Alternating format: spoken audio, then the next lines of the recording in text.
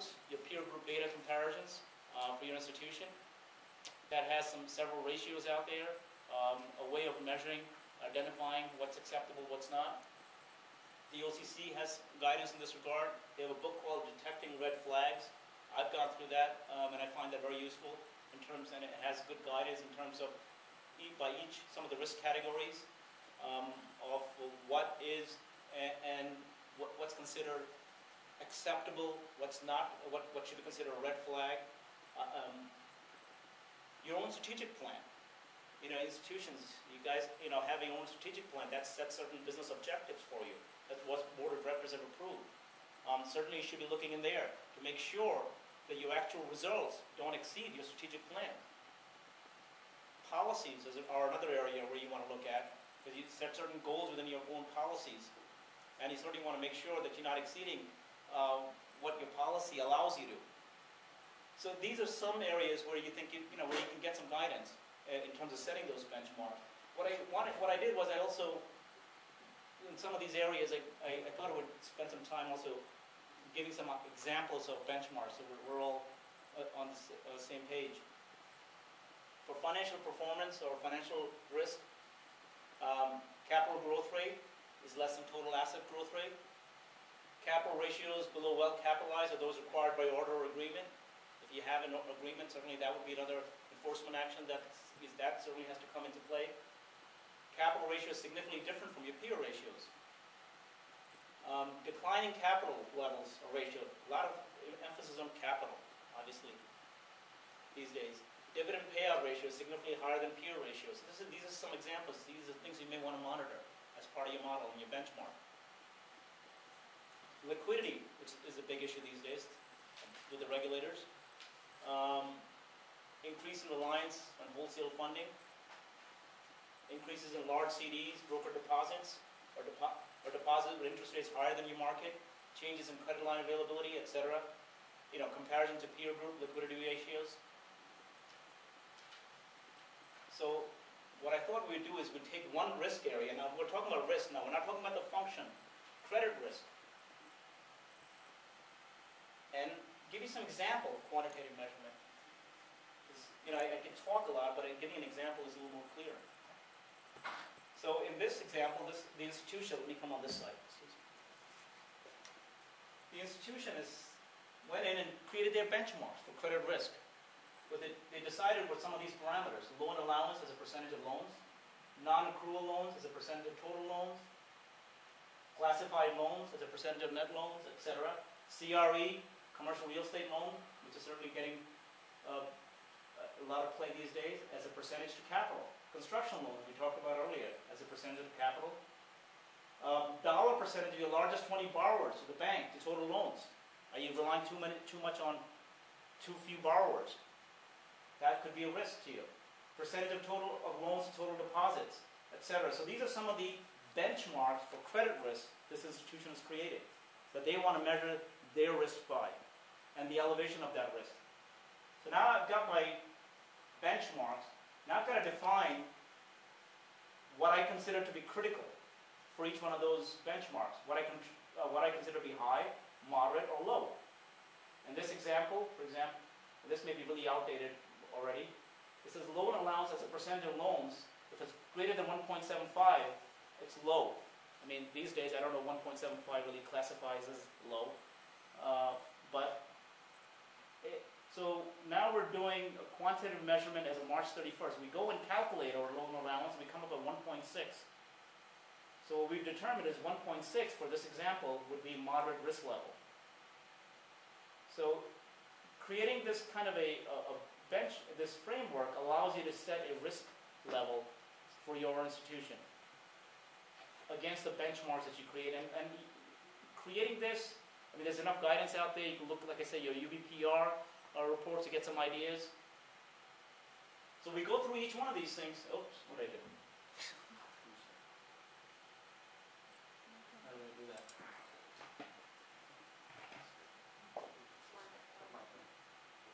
Well,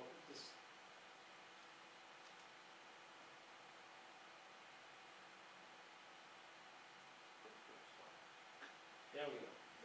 All right, a little break there.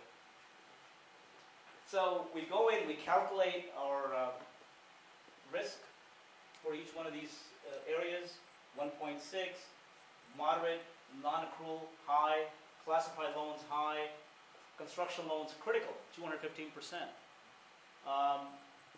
Quarter loan department charge-offs on the bottom, 125,000, which we deemed was critical. So overall, we determine if you take an average of these risks, and again, this is just a complete average, and you can get more scientific, you can get more scientific and calculate, put more weights on some benchmarks than others. Some may be more critical for you versus the others. Overall, for credit, we determine for our institution for this quarter, based on the measurement, based on the results that we obtain, we're at high risk here. And this is what you would do for each of the other risk categories. Get your benchmarks, calculate the results where you're at, and set your risk rating. And this is exactly what this says. You compare the results of for established benchmarks for each risk category, and obtain the risk categories obtain the summary risk rating based on the quantitative analysis, and then summarize the results. So these are risk categories that we had: financial reporting, operational, credit, information systems, reputation risk, strategic, and governance, and this is our quantitative risk score. So we have moderate, high, high, high, moderate, low, etc., with the overall risk that as of March 31st as moderate. This is the second prong that we talked about. So now, after going through my benchmarks and calculating the results, now we know that in terms of credit, we're high, and operational, we're high. So there's probably some things we can do. Now, if you go back to this slide for a second, and this goes back to the other question. When you look at the first prong, and you look at the alerts and critical aspect of it, it's probably easier from a control point of view for the next quarter to fix those controls, because you can go back to M. Jones or M. Hunter, hey, get the stuff done in a timely manner, get those appraisals in, get this in, let's change the deviation rate. But something like this, it's not that easy to do. Construction loans, you're already at 215%. The next quarter, what am I going to do? Am I going to dump all my construction loans? So the idea of having a system ahead of, if you have this, and if you put this in time, the idea really behind this is hopefully you'll never get to 215%. So we can manage these risks before they happen. Once we're already over, it's kind of hard to, it'll probably take us some time in the next quarter to fix. Because you can't really, if you have classified loans that are already out there, they're results from business decisions we made probably 6 months ago, a year ago, or 2 years ago. And we're seeing the consequence of those business decisions now. Can you explain how you came up with the cumulative risk score? This one here? Yeah. This is just an average of these. Weighted average. Well, this is an average. You can make it more weighted average if you want to. You can set some weights that are bigger for the other ones. This is just a simple average, actually. I think what it does is signs like critical is 4, high is 3, moderate 2, and then you can take an average that way. Yeah. A lot more moderates up there. That's why I was trying. Oh. I think it comes out to high. Don't take an example. Just trust me. Well, you got all these quantitative things are not all equal. Right, that's what I'm saying. You probably want to do a weighted average. More significant to them. Absolutely. I agree. Than some of the other ones. I agree. It doesn't mean you want to measure them. Yeah, I agree. I mean, some you really want to put more weights than the others. I agree.